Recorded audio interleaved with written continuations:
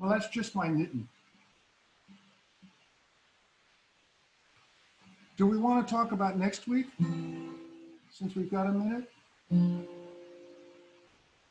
Did you guys see the announcement from Icon I sent out?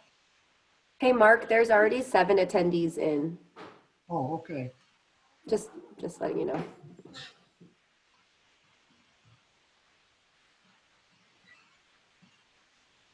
There's a comment. Tell Mark he needs a martini, not a Martin. Oh. Mm. I think.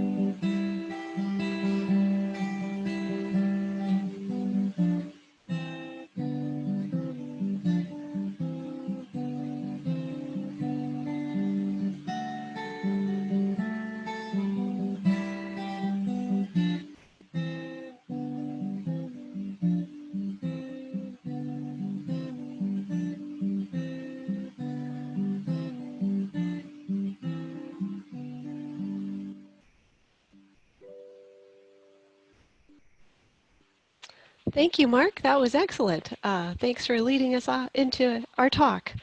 Um, I'd like to welcome everybody to our BCI talk today. I'm super excited. I got a chance to sneak a look at the slides, and I think it'll be two excellent talks.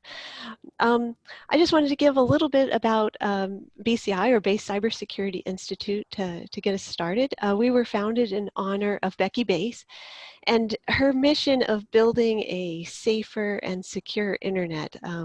She wrote an article where she compared the advances in car safety and looked at how that had improved over time and really drove parallel that that's what we need in cybersecurity. And so that's really what BCI is focused on, is making the internet safer for everyone.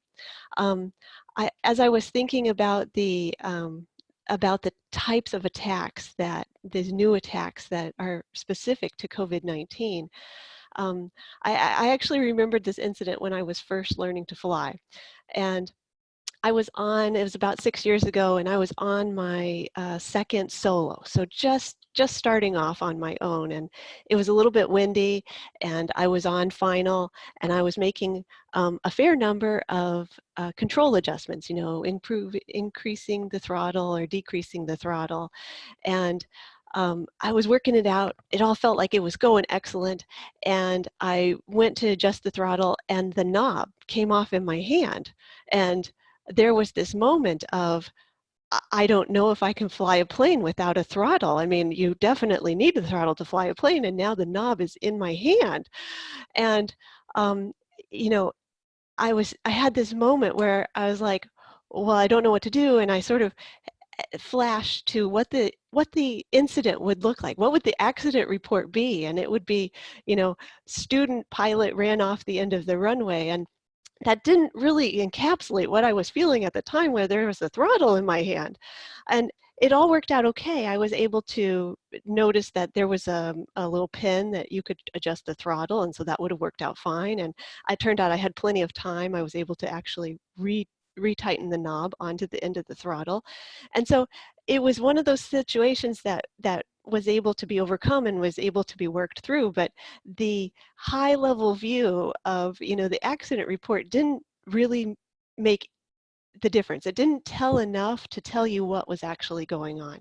And I think that that's exactly the same thing as what we need in cybersecurity. And so these details that Fleming and Mark are about to talk about are what help us fundamentally identify the areas of the problem that can be fixed, the areas of the problem that we can address. And so we can find those things, that it's not just user clicked on an email, because that's not the start or the end of the problem. It's somewhere in the middle, and we need to find those things of, they clicked on the email because to them it looked totally legitimate, and them clicking on an email shouldn't be the end of the story. That shouldn't be what compromises a network. And so I want BCI to be focused on those areas that can be improved, that we can identify to make security that much better. Make security better, make servers safer, and make the internet better for everyone. I'm hoping that as you listen to these talks, you'll join us. You'll contribute your expertise or your time or money, and really ideally your data. This type of data where you have a story to tell, or you've seen on your network a specific types of incidents, really helps us identify those areas that can be improved. I want to thank our sponsors and our speakers. Barracuda Network has been very helpful in putting all of these and running the logistics to put them together, and our speakers, and all of our volunteers. We're a totally volunteer organization, so it means a lot to us to have people participate. And so with that, I'm going to hand it over to Fleming, and we're all excited. Fleming. Oh, you're still on mute. There you go. Absolutely, got it. Thank you, Diana. Let me go ahead and share my screen.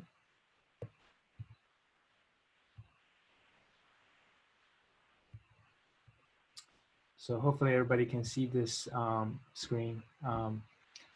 uh, really, what does the COVID-19 related attacks look like? Like Diana mentioned, we want to dive into some of the details, really kind of just give you a scope of things that the bad guys are trying to do, and how they're doing it. And I will basically absolutely take questions later on, but generally I wanted to make sure people see these so they know when you hear from the news, you hear from the social media about these cyber attacks, what do they really look like if you haven't seen them, right? So this particular one I covered in a blog that I Barracuda did in March of, really about the threat spotlight. We covered this particular one because this one is really driven entirely without any links nor malicious attachments, which means, email attacks a lot of times are, phishing links are embedded in there, or attachment that could have something that is really dangerous to open, right? In this particular, I wanted to touch this one because it's an impersonation of WHO, right? Really, it's about, hey, we need, in this World Health community, we need you to help us, right? This is looking for funding. It's really about betting on people's goodwill in this kind of extraordinary times, and giving people Bitcoin wallet detail and really say, hey, guys, please, help us. We want your help, right? So this particular one is no links. Really, it requires a level of detail to understand the content of the email and understand the intent, and therefore and really be able to stop it, because a lot of these type of attacks are coming in high volume. Not every person will be prepared to actually respond to them, right? So this is a WHO impersonation that happened in March, right? So what happened? So as the pandemic continues to move, I think as you think about what we have done at the time where WHO was impersonated for the purpose of actually getting contributions or anything like that. But now in April, the pandemic had moved to the stage where people are actually listening. And one of the key things is that you can see in the global politics that's involved with the response so far. You hear things about, hey, WHO didn't do enough notification, or people didn't really open the notification. Did our president actually read the notification, or any type of reports coming from WHO, right? So this particular attack came in April 20th, and we actually captured this particular sample in our defense layers. And we saw this is about impersonating some prominent characters and people from WHO. If for many countries who are facing this pandemic, I would say, WHO is the place to go, and they're waiting for really information, right? And if you think about healthcare, let it be people who are, syndicating the information to additional, healthcare workers or other organizations, they're waiting for information that comes from WHO. So in this particular attack, you can see the subject says urgent information letter, COVID-19 outbreak, new vaccines, right? So everything in basically caps and everything. So looks really important and looks legitimate. And these folks are real people. The attackers have taken their time to do the social engineering and identify real names to actually make it available in this content. And from there, what they're trying to do is continue to drive that, the efficacy in the sense where they are dropping your guard. They're trying to get you to click on something, right? So we talked about phishing attacks in the March timeframe, which relates to one example I used was really Office 365 login credential hijacking, right? What they're trying to do is they scrape the website. It looked like Office 365 and basically making it look like you are clicking here, going in there, you are typing your username and password. And that particular malicious site is collecting your attempts, at least, of your username and passwords. But in this case, what this attack actually does is actually dropping in something into your endpoint, into your system, and potentially do really bad things. Let's look at what they're trying to do, right? So first, we will try to read your credentials in your browser. A lot of times, credentials are saved in the browser, right? And a lot of times, in those caches of data, what they need to do is be able to load some kind of, in this case, you can see the bcrypt library. And basically the concept here is they might actually build, do a brute force on your system, right? In a situation where they're trying to steal your credentials.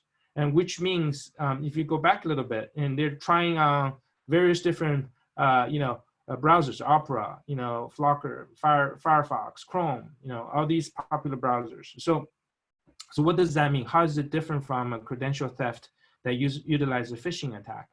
Well, in this case, just imagine Trojans, what they are naturally, what they do, they're kind of like a sleeper cell. They get into your system. If you're not careful, imagine you're a healthcare worker, just using that persona that is really involved in this particular attack, right? And think about how he or she might be reacting to this email.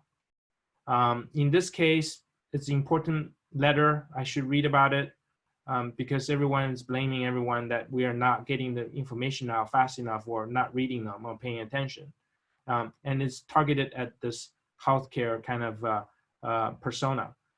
By opening that particular email, I could allow a Trojan end up on my system. That Trojan can actually just be doing nothing. Imagine one of those signals doesn't have to be a command control that send and push to the Trojan, right? The Trojan can just sit there and with the pre-subscribed domain name that may not be active at the moment, but when it becomes active, the Trojan activates itself, right? It could download, it can do things, finalize and basically building that final weapon behind the scene when it detects your system is no longer attended. You maybe walked away, maybe watching a movie on Netflix or taking a break, right? So at that time, it can start doing bad things to your system. Just imagine that.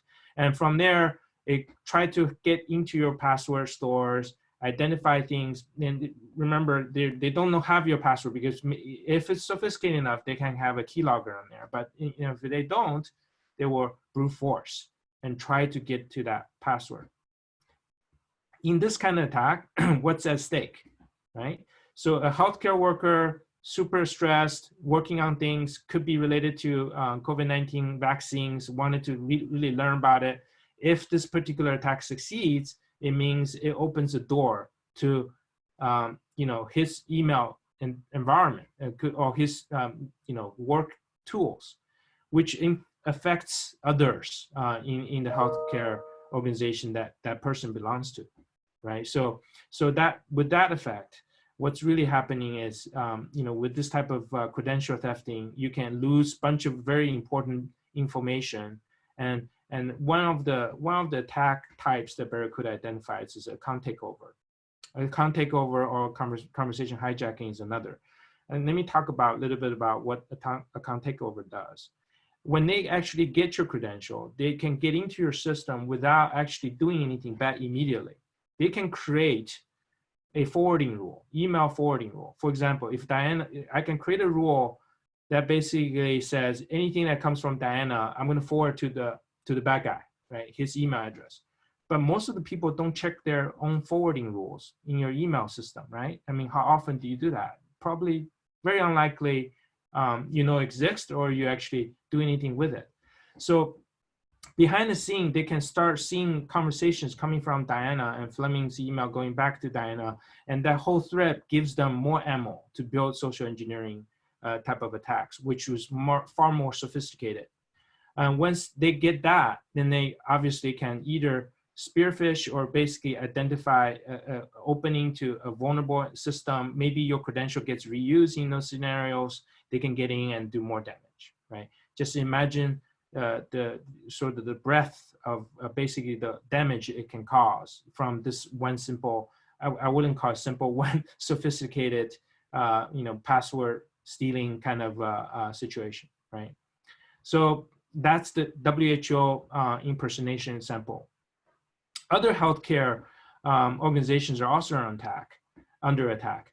And it's not just America, or US. In this case, DynaCare is a Canadian healthcare organization, and they're using scare tactics, right? Over here, what does it say? It says COVID-19 outbreak among our staff, right? So you hear from the news, talking about healthcare, professionals getting infected and, falling ill, and some of them, unfortunately pass away. And really what's happening here is, again, betting on fear, scare, the folks who are in that organization. And with the email like this, what you get is a level of anxiety, and people under a certain level of stress probably will end up opening this and say, I really want to learn what's going on with my staff member, my colleagues.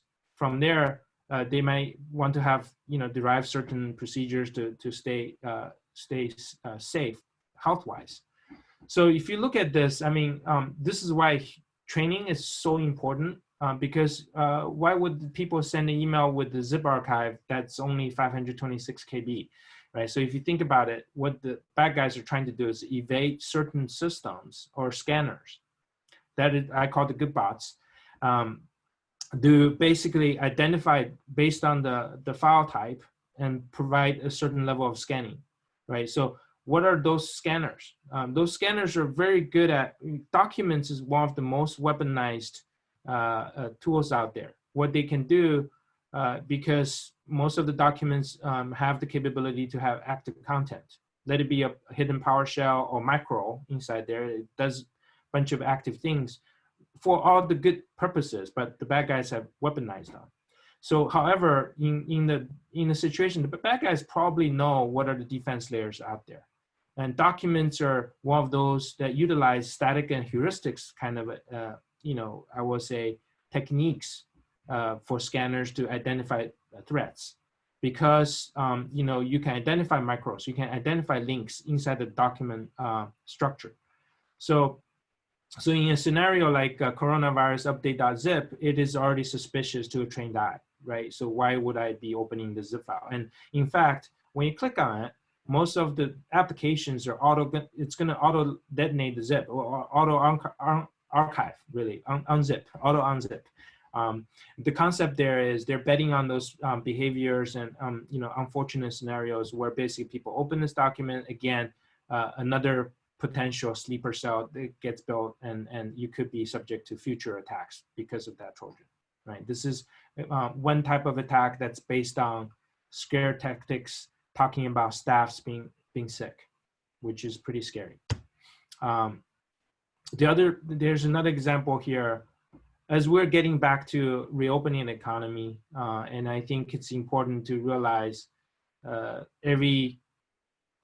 think every segment in the society is probably affected this time, and certain segments are going to open up, and reopening related attacks are going to be coming.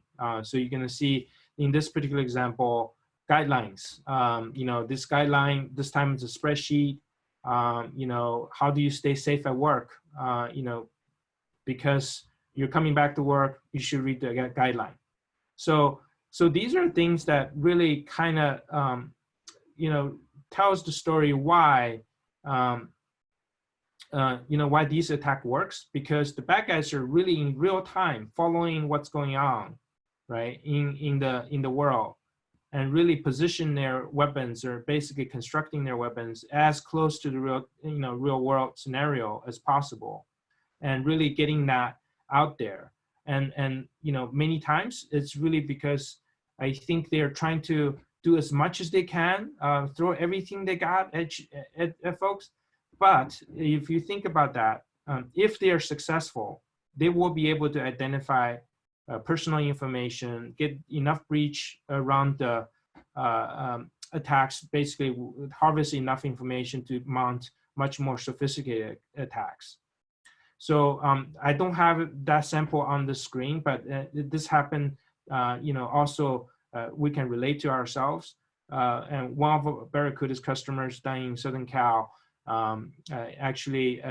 we obviously effectively stopped the attack, but really they were betting on, shelter in place, banks are not open, here's another, transfer information for wiring transfer information because of this one bank, and this other one is open, so please go ahead and wire money this way, right?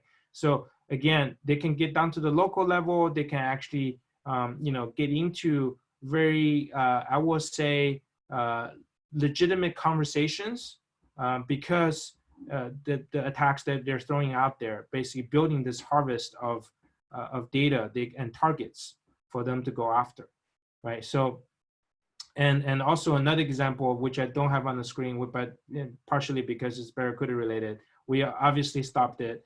In that scenario, again, impersonating file sharing, SharePoint links, where when you click on it, what happens is you get there, you will actually see a login screen, and that login screen is hosted on Google APIs, which is obviously not legitimate because Office 365 doesn't run on Google APIs, right?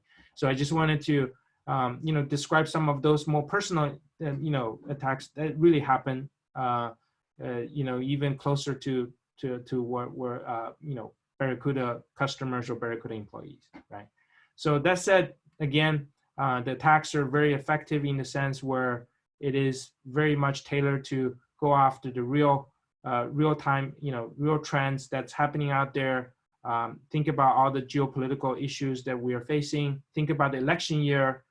These attacks are going to continue to feed on each other and getting into some of the very important tasks for every citizen in America have to basically participate in. It's a democratic process. So really, really be careful out there. We've seen many of these samples that I shared. We see hundreds of them, sometimes in thousands and tens of thousands. And the way our system work is that we can actually sense these things in the field. When we see it, we will automatically collect the evidence of these malicious attacks, and then build our model to continue to adjust to better prepare our defensive layers. That said, I think responding is a good thing. At the same time, I think it would be awesome if we have an angle. How do we stop these attacks, right? I mean, these attacks are constantly happening. It's driving people crazy. And as much as we want to get people to be aware, there will be people falling for it. So the best way to really stop it, I think, is really play offense to a certain degree. And I think I can't wait for listening to what Mark Rogers from Okta is going to cover related to how do we respond to these at even a different level, right? So Mark, if you're ready, I'm going to go ahead and transfer the screen share to you. And remember, I will be ready to answer questions later on, so don't worry. So Mark, without further ado, you're now ready to present. Please welcome Mark Rogers from Okta.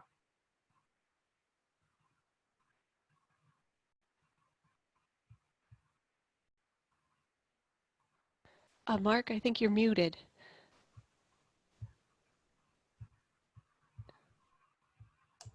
There you go. Hi, everybody. Go. Sorry, I lost control of the screen, and that made some interesting things. Anyway, for those of you that don't know me, I'm Mark Rogers. I'm the VP of Cybersecurity Strategy at Okta.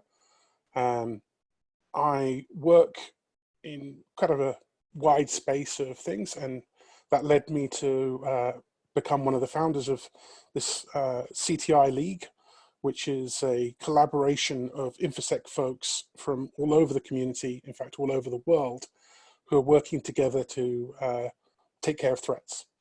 And some of the results we're getting are becoming pretty instructive, and I think there's some really good lessons starting to come out of this. So first of all, can the charts come up okay? No, we haven't seen the charts yet. Yeah. Okay, give me 1 second. Yeah, no problem.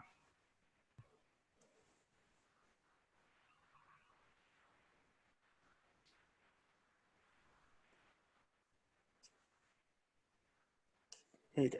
That looks great. Okay, right.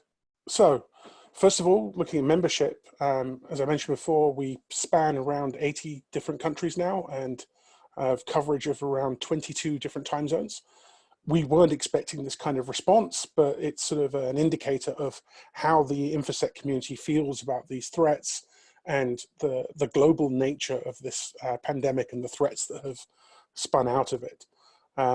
We're seeing phishing attacks, such as the ones that Fleming described, coming from literally every single country, going to every single country.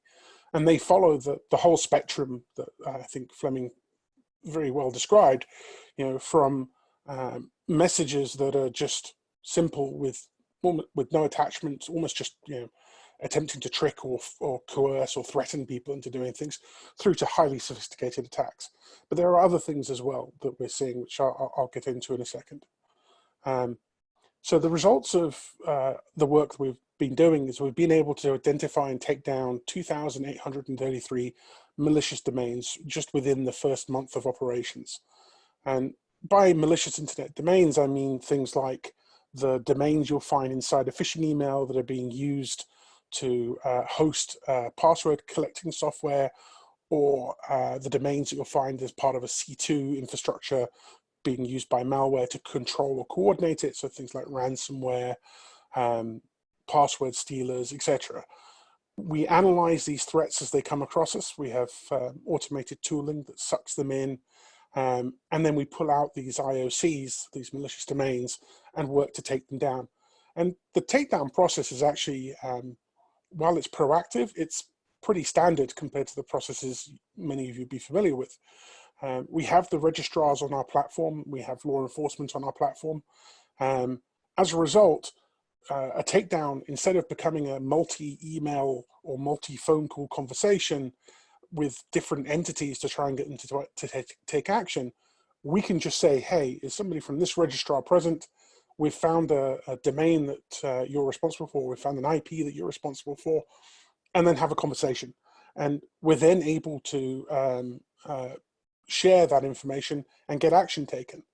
And as Fleming said, we've seen some pretty substantial high-profile attacks. The institution impersonators there are folks who are trying to impersonate medical and government institutions in those organizations. And so, as you can see, it's a pretty global problem. Next, we have the health agency impersonators taken down. These are, again, global in their nature, and the next report that we're going to be releasing in about a week's time will go further into this. But from the numbers here, you can see that during this pandemic, the criminals have rapidly latched on to healthcare institutions as being a soft target that they can impersonate, and also as being a valuable lure to try and fool ordinary people into clicking on it. As Fleming described, there's a vacuum of information out there, and the bad guys look to fill that vacuum.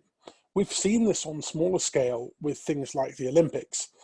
Every time there is a newsworthy major event, there is a consequent uptick in criminal activity, because the bad guys use these newsworthy events as lures to bring people in.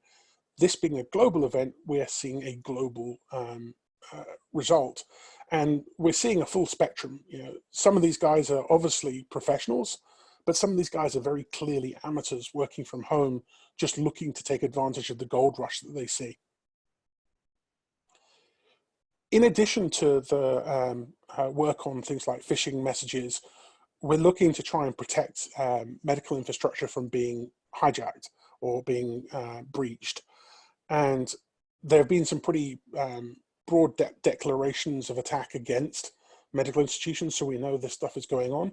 And we know that there are a lot of criminals who are looking to leverage the chaos that's going on in order to perform breaches. And indeed, we've seen quite a few breaches in industry that are going on at this time. Lessons learned from things like WannaCry, not Petya, led us to realize that we needed to be very proactive on this.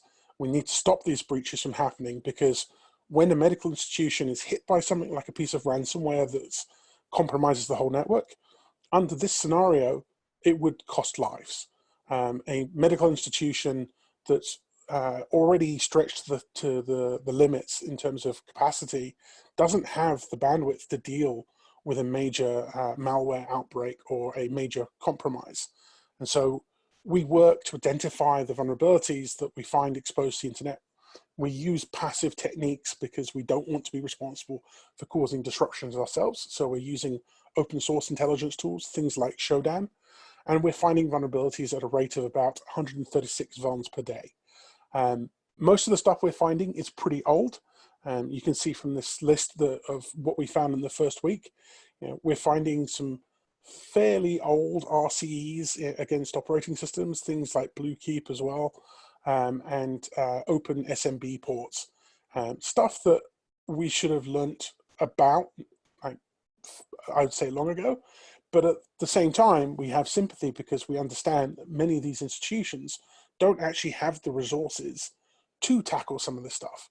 Over 70% of the medical facilities in the US are small town medical institutions and hospitals that don't have a CISO or any kind of security team. And so they don't have the capability to tackle some of this stuff. And it's also posed a significant challenge in terms of triaging these vulnerabilities once they are found. And so we have very strong coordination with groups like the healthcare ISAC, with law enforcement agencies like DHS CISA, the FBI, and other groups. We were also working in close detail with our healthcare partners, members of large healthcare groups, and vendors who supply to healthcare, because these are all great channels that allow us to communicate and facilitate resolving these issues. Phishing as a general, we've ingested about 20,000 phishing messages with our tool. The number is actually way higher than that now, I think. So we'll add on to that with our next report. The ones that were then confirmed to be malicious messages with attachments were about 2,584. And out of the attachments that were then passed on for analysis, there was 561 that were of particular interest. 198 of these were well detected by the broad antivirus engines found on the internet. 374 had low or partial detection, and then 15 had no detection. What this meant was these attachments were not picked up by the antivirus engines. Obviously, subsequently, they were picked up because we made them public.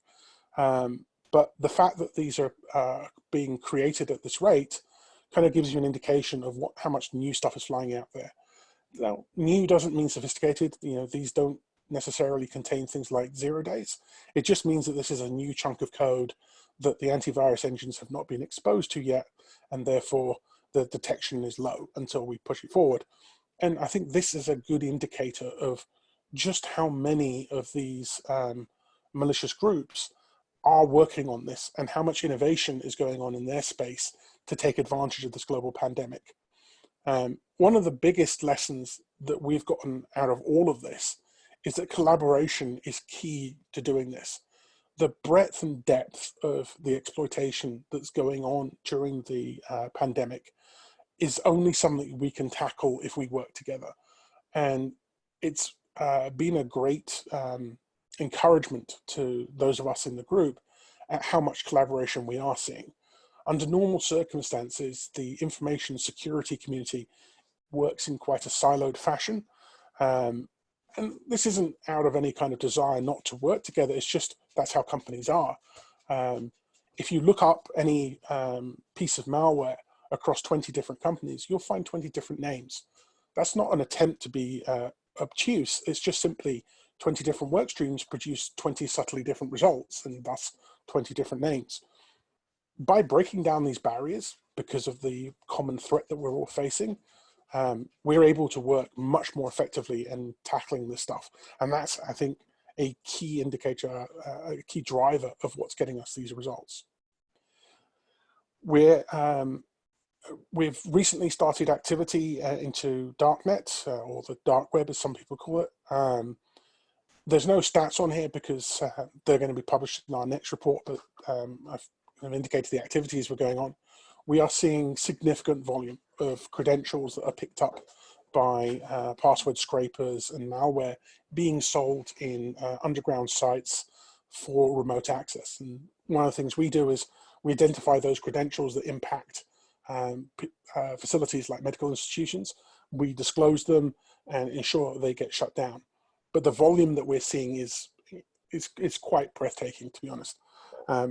We're doing breach data discovery. So as I mentioned before, we're seeing industrial breaches taking place. These breaches then result in data being leaked and sold on the darknet or just spilled out in the darknet. We're looking into these as we discover them. While our priority is medical institutions, we are aware that we can't just turn our back on things that happened during this pandemic, and they are unavoidably linked, because the bad guys are exploiting the chaos of the pandemic in order to achieve these goals. And so we look into these breaches and tell the impacted institutions and attempt to address the vulnerabilities as we discover them. Ransomware investigation analysis is looking into the pieces of malware that are passing around that are threatening hospitals, trying to find things like decoders for them as it's passing, trying to find who's behind some of the operations. And this is where we also work closely with our law enforcement partners to escalate these things as we find them, so that they can investigate them and determine whether or not a criminal case would be appropriate. And then finally, we have pure and utter COVID exploitation going on. The criminals are selling things like fake COVID vaccines, fake COVID tests, even fake personal protective equipment that provides little or no protection is being sold. And this is driven again by people's demand. People are scared. We've seen them trying to take all sorts of things like fish tank cleaner as a way to mitigate this threat because they hear about it in the news. And so the criminals are naturally exploiting that to say that they've got vaccines. And some of these look pretty scary, to be honest. I wouldn't be surprised if someone who was foolish enough to take this ended up with some serious issues. We're seeing things even as off the wall as people passing fake, well, I don't actually know if it's fake, but people selling blood allegedly from COVID sufferers as a cure.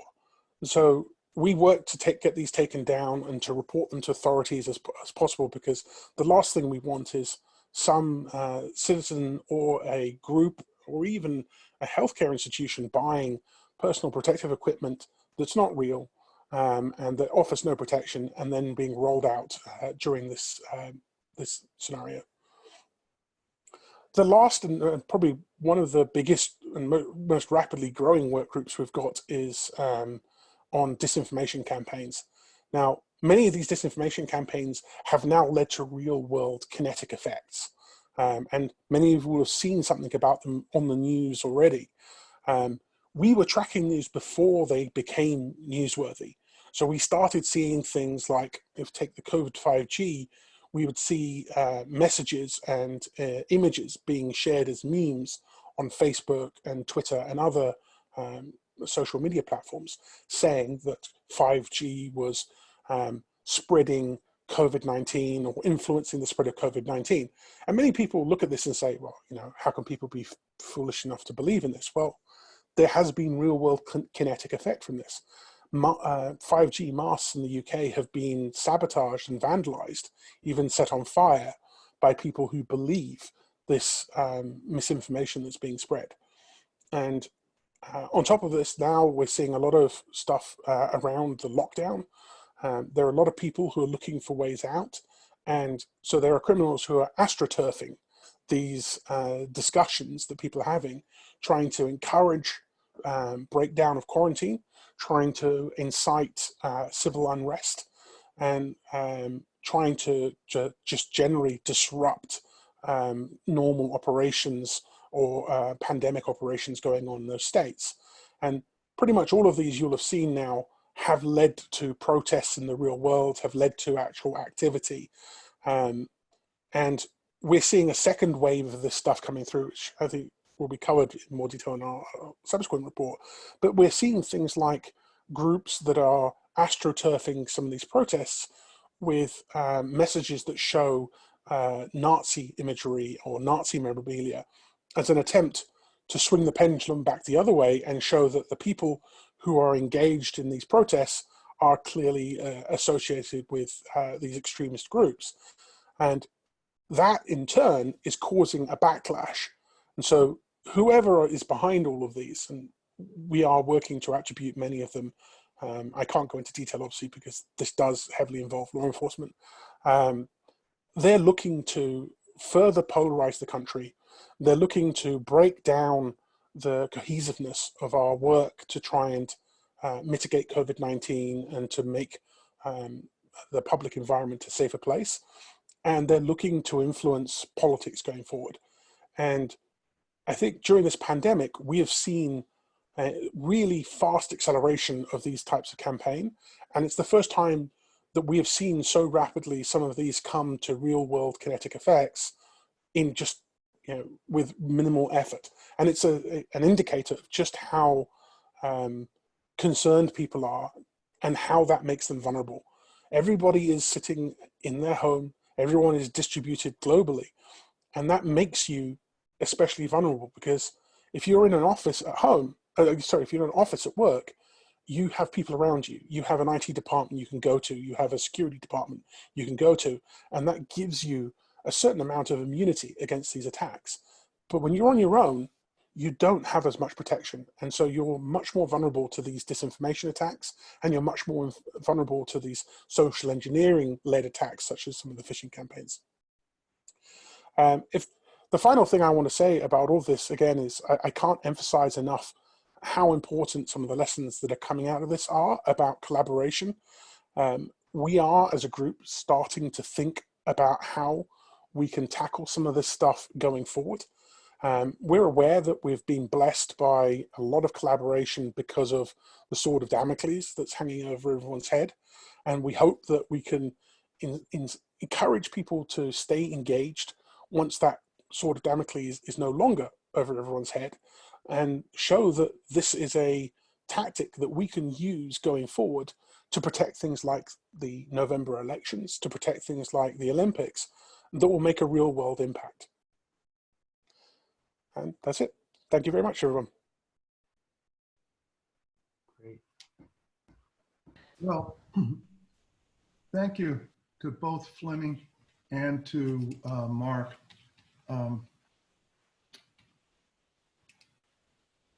I'd like to recognize one thing.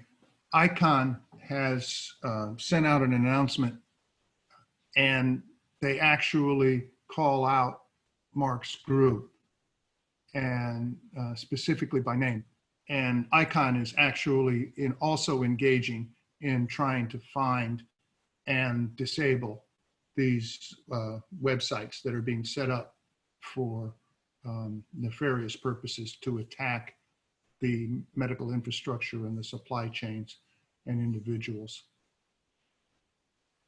I think we had a really, really, really good overview of the problem, and great presentations, both Fleming and Mark. I think you guys did a great job. And your presentations give a very strong indication of the size of the problem. But neither one of you, nor even the combination of you, of what you showed today, is a complete data set. It doesn't show the complete picture. And there are reasons for that. It's not that you guys haven't done a good job. You're both doing a great job. But the data is scattered. It's scattered in law enforcement and police agencies. It's scattered in military intelligence organizations. It's scattered in the intelligence community. And it's in other commercial entities. On our previous webinar, we had Joel Holland, who works in a managed security service provider, an MSSP, and they have a different view. And there's other people in the commercial world who are providing tools and services that collect information. And finally, I don't know if anybody is yet tracking it, but I figure with all the money that's being put up in recovery funds by governments around the world, that there's bound to be a tax on the recovery funds. And I don't know who's tracking that, and I don't know if that's being captured. And finally, the targets are too busy fighting alligators. to document attacks and to report them. I think both speakers talked about the fact that a very high proportion of our hospitals and clinics are not large university-run facilities with large IT staffs and with security staffs. They're small and medium-sized facilities that don't have access to people and tools. If you look in Albany, Georgia, for example, or in the Dakotas, in Southwest Georgia, in the United States, we have the highest per capita infection rate. And we have the lowest, maybe I don't know for sure, but it's very low in terms of the number of beds. We're talking about ICU facilities in Albany, Georgia, that have count them, 4 beds. And those people they're not in a position to protect themselves, and they're so busy saving lives, they're not going to stop. They're going to do whatever it takes to get through the attack and go back to saving lives. So if we're going to collect data, it's going to require some innovative activity, and it's going to require people putting in serious work, and that's going to require funding. And if we have a complete data set, then we can begin to do analysis. And if we can begin to do analysis, maybe we can figure out what to do. Maybe it'll help us now, but maybe it'll help us prepare better for next time. And we don't know whether next time is going to be the second wave coming later this year, or whether we will be successful in stamping this pandemic out and it'll be the next one. But we know that there will be another one. And Mark has also talked about trying not just to be able to respond to a pandemic emergency, but to be able to respond to these kinds of bad actors taking advantage of other kinds of crises too. And so being able to learn from this and better prepare is really important. And so to that end, I think that there's a role for government. There's a role for the US government to allocate a small portion of the recovery funding to go through existing agencies like the National Institutes of Health, the National Science Foundation, DARPA, and others, to actually help gather this complete data set, do the analysis, and make recommendations. And I think that both Fleming and Mark showed that this is an international problem. It doesn't respect borders. In fact, maybe some people use borders for their advantage. And we do have nation state actors as well as individuals and organized crime. And so there's a need for international cooperation and joint activity around the world. Other countries have similar kinds of agencies, regions have similar kinds of agencies that can fund research and help collect the data and do analysis and recommendations. And then these different parts of the world need to work together. And I'm just very impressed with Mark's organization and the way he's been able to gather support from all around the world. And then, of course, BCI is a really small player, but we stand ready to support this activity. And that leads into our upcoming activities. In a week from today, we will have office hours, same time as the webinar. And these office hours are open to everybody. And it's a place where you can bring your ideas, your recommendations for action. If you want to learn, if you want to try to join us and be a speaker and you want to explore speaking in one of our future webinars, this is a place to do that. And it's a place to ask questions and get more data from our presenters. And so we encourage you to attend. We will, after, it takes us about a day, maybe a day and a half, to get the recording of this and to get it stable. And then we will send out an email that will give you the link so you can get to the recording if you want to go back and look at any of the material. And it'll also give you a place to register for the office hours and to come join us.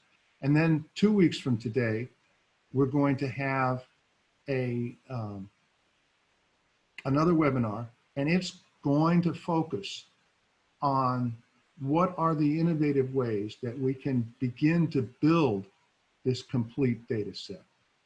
And it'll be a panel discussion amongst some of the presenters today and in our previous webinar. And then we don't know what the analysis is before we have the data. And we certainly don't know what the recommendations are before we have done the analysis. But using the scientific model, we develop hypotheses, and then we use the data to test the hypotheses. So we'll also be considering some of the hypotheses that we can generate now about analysis and recommendation. And of course, this whole thing is focused on actually trying to produce some action. And we'll also talk about that. Well, thank you. Diana, I'll turn it back to you. Oh, thank you. Thanks to all of our speakers. We have a couple minutes for questions. And this was asked during Mark Rogers' talk, so I'll let him answer first, but I think he and Fleming can both probably have insight on this. The question is, are medical researchers and their research and IP being successfully targeted? And who are the biggest perpetrators? Who are the biggest people instigating the attacks? So it's difficult to go into attribution because I wouldn't say that there's a large number of these going on. There is clearly a large number of attempts. Only a handful have been successful, and most of those are being investigated in detail. So attribution is not really something I can discuss in detail now. But I would say it's the full spectrum. There are opportunists who are looking to take advantage of the vulnerabilities they find, looking to take advantage of the profile, because the data that these institutions are sitting on is considered especially valuable during the pandemic. And so you've got amateur hackers who are looking to breach that data because by dumping it, they can get some kudos. We've even seen amateur hackers who are faking data from these kinds of institutions. There were a couple of notorious alleged breaches of the Wuhan research lab that were leaked on the dark web, which were proven to be old breach data bolted together to look like new breaches. So that shows the level of interest in it. And obviously we're seeing the more sophisticated attacks like those suspected to be from nation states and those suspected to be from professional criminal organizations. Thank you. Fleming, did you want to answer that question as well? I think Mark covered it really well. And I think from his angle, these type of attacks are happening. And from my angle is when we see these attempts, we got to investigate, we got to prepare, and as I shared some of the examples, what they can do to the system. And just think about the possibilities behind it. If they get to your credential, what happens after? Just a chain reaction can really take place. So that said, I think, as we prepare, really be able to stop these attempts, Mark's organization is really awesome in the way to respond in a fierce way. Yeah, I'm excited about the ability to defend ourselves. Diana, there isn't a lot of published information on this subject. There is a very good and very detailed article that was published in the New York Times about 6 to 8 weeks ago on actual organized attempts to steal data out of research being funded in the United States by NSF and NIH. And it predates the pandemic. But it shows the tools that are being used and the nation states that are active in doing it. There was another comment on the line about there are several groups already collecting and gathering data, and why not bootstrap from what's already happening? And I would absolutely welcome that opportunity. If you can write to me at info@basesecurity.org with questions or data that you have or other groups that we should be talking with, I welcome all of that information. So I would definitely welcome the opportunity to look at and work with what's already existing out there. No need to recreate everything from scratch. Okay, great. Any other questions? I think that's it. I want to thank all of the speakers, and thanks for putting this all together. And we look forward to talking with any attendees over the email or at our office hours next week. Awesome. Thank you. Thank you, everyone. Thanks, Bye-bye. everyone. Thanks. Take Bye. care, guys. Bye.